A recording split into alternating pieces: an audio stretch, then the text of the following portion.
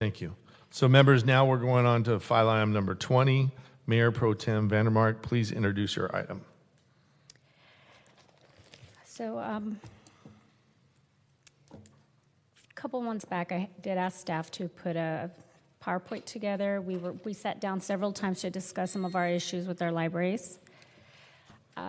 We had several meetings to discuss the process, the procedure, procurement, and ways that we can possibly improve that, with the whole goal being to make our libraries the safest place for our children. Now, I've been working with cleaning up our school libraries for many years, 7 years.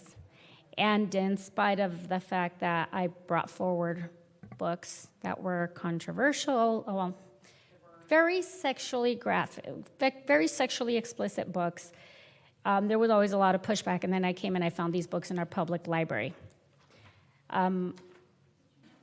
It's being called a book ban, so I looked up the word ban, and then I realized it was, and I wonder where all these people were coming out and saying, you're banning books, and then I found Mr. Kalmick's, by the way, I'm on your email list, so thank you. I received the email, so Mr. Kalmick sent out an email. Actually, he was the one manipulating his constituents and calling this a book ban. Wait, hold on. We're not going to put up with that, okay? Everybody got 3 minutes. You got our undivided attention for those 3 minutes. It's our turn to deliberate, whether you agree or disagree. Please, this nonsense of you shouting out is unacceptable. Thank you. What I was simply asking to be done is to move books that were sexually explicit from the children's section to the adult section. We've done this before. Ashley, is genderqueer banned from our library? No, it's not. Was that book in a different section prior? Yes, it was. But now it's in the adult section? Correct. But that's not a book ban? No, it's not. And we're asking to do the exact same thing with children's books, just sexually explicit books, move them from the children's section to the adult section. Would that be considered a book ban? If it's being moved from one section to another, no. Which is exactly what we're asking with this resolution. Which part is not clear? Hold on. So let's not go back and forth. Finish the presentation, and then we'll have questions. And Mayor Pro Tem, I'll let you close on this item. Okay. Because I think that so do your presentation. I'll try to. And then I'll go to other members, and then Mayor Pro Tem will close. I'll try to be quick, but there's just so much misinformation from residents. And actually, it's a shame that they were misinformed in order to get them angry to come out here. Some people said that rejecting a book is a ban. Ashley, do our librarians ever reject any books? They make collection development decisions based on data. And are some rejected? If the collection warrants not having certain books because our community is not reading them, then yes. Is that considered a book ban? That would not be considered a book ban. So if they're rejected, they're not considered a book ban. But if we decide as a community, as a group, it's considered a book ban. So what I'm saying is there's a double standard. Somebody put up a picture of me wearing a shirt that says, I don't co-parent with the government. And actually what we are trying to do is I'm staying true to that. Almost every single book a child will touch is provided by the government, whether it's through our schools, funded by our government, or our libraries. Our librarians are funded by our government. Unless you go out to Barnes & Noble, Amazon, or anybody else, any other place to purchase a book, just about every single book you touch is controlled by the government.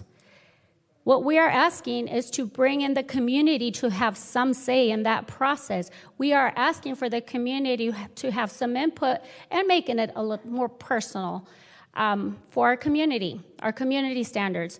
We're asking for up to 21 members. Doesn't need to be 21. We said maybe We can appoint two each. One, if one can't show up, the other one might be able to show up. And each council member is to select their members. I don't see why that's a problem. We are engaging the community.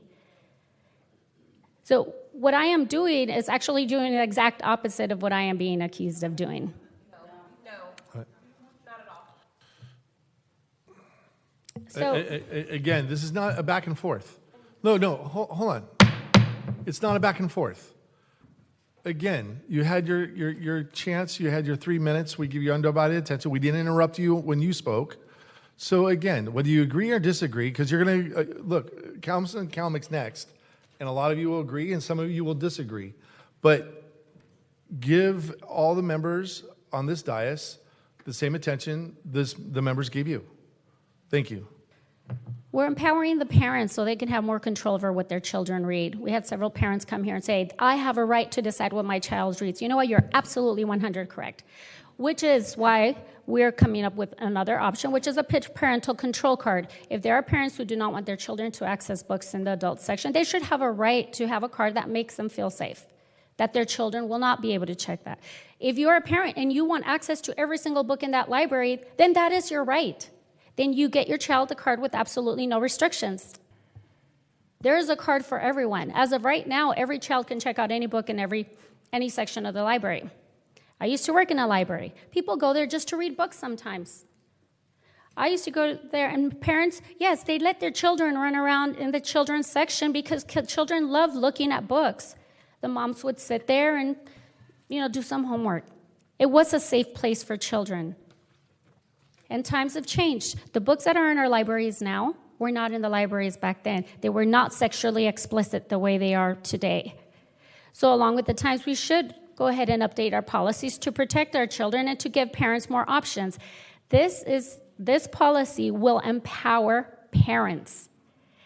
Not a single book will be restricted from an adult. Not a single book will be removed. So this false narrative that books are being banned and powers taken away from parents is just 100% wrong. If there's one issue that we should all come together in is protecting our children. You saw the groups right here. This side was cheering for the same one thing, and that side was cheering for another. We should all be cheering together when it comes to protecting our children. We had the senator come out here and update us and tell us that bills were just passed to punish sex traffickers. And you didn't even cheer. There are tons of people being sex trafficked victims, and nobody cheered. That was a good thing. We should be cheering together. But that didn't happen. She was talking about a bill where they're providing Norcaine to protect our children from overdoses. Unfortunately, that is the world we live in today.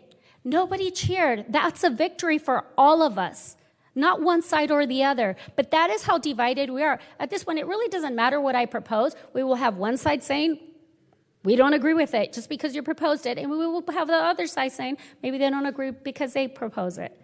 We shouldn't be this divided, and we are. My goal is to protect children. It will always be. And that will be the hill I will die on. If I can protect one child from looking at material that will damage them, then I'm okay with this. I'm just making it very clear that these false accusations of book banning are actually shameful, especially coming from people who were elected to be leaders. And that's where I'm at today. We need to empower the parents. We need to give them more knowledge and offer them more options, and that is what we're doing here today. All right.